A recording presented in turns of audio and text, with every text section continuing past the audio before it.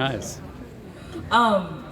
Background on South Sudan. So, South Sudan recently became a country back on July 9, 2011, which makes us the youngest country in the world. Um, we before our independence, we were conjoined with Sudan, but obviously with the differences of culture, we went our separate ways. Our capital is in Juba, South Sudan, so that's located near Equatoria. Our population, we have 11 million, and Sudan is 3 times larger than Texas and slightly smaller than Mexico. Geographically, South Sudan is composed of 10 states, 2 administrative areas, and one thing I would like to emphasize is that South Sudan is culturally diverse. We have over 64 tribes, and there are 60 languages spoken. Wow. Facts about South Sudan. So Amazing.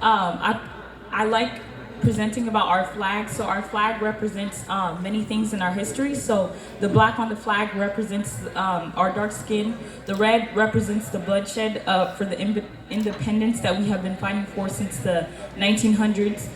The green represents the agriculture. White represents the peace that we finally made. The blue represents the Nile, and then the yellow represents the unity. Oh my goodness. Another fact about South Sudan is the tallest man in NBA history came from South Sudan.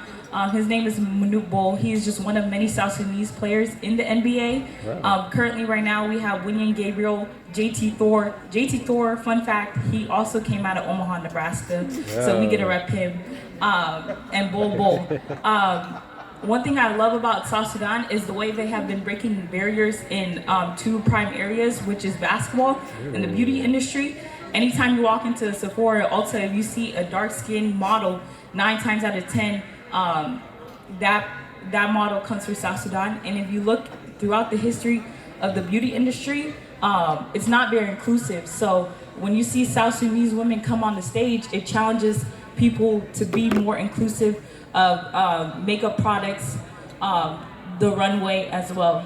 Some traditions that we have in South Sudan, like I said, we're very diverse, but this right here, this is the Dinka group, which is a tribe I'm part of.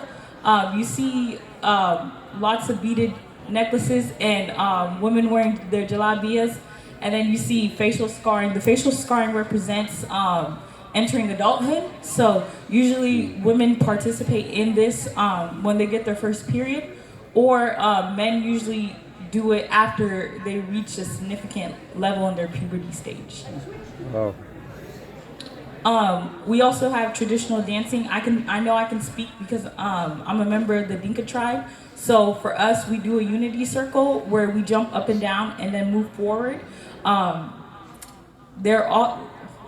For Nuer, I know that they also do a unity circle, but they use more of their hips than we do. Acholi, they also use their hips, but they don't form in a unity circle. Would you like to play the link to the YouTube video?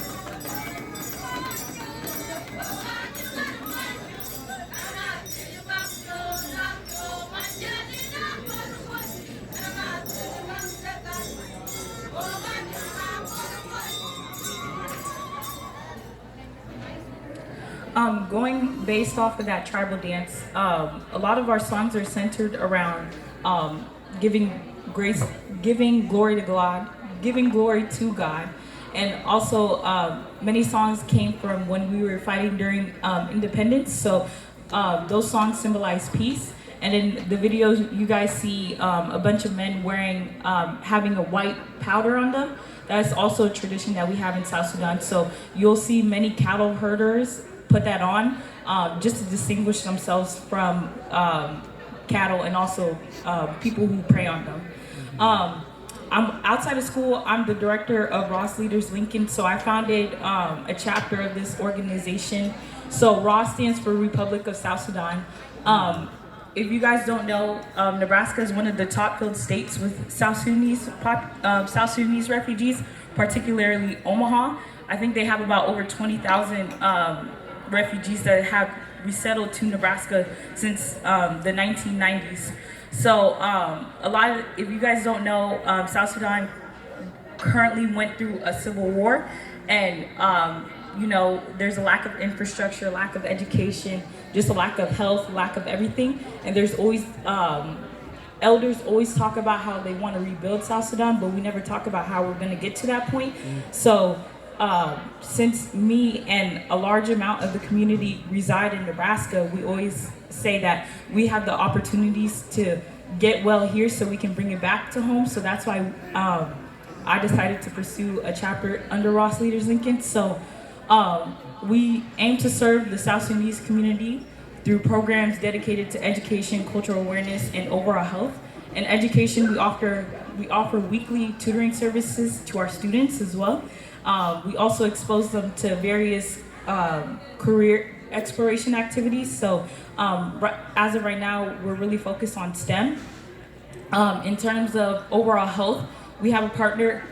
We currently partner with Lee basketball training and Winnie Gabriel, who is a forward on the Lakers basketball team. So we bring national basketball camps with representation and media coverage to those students to help them get through college.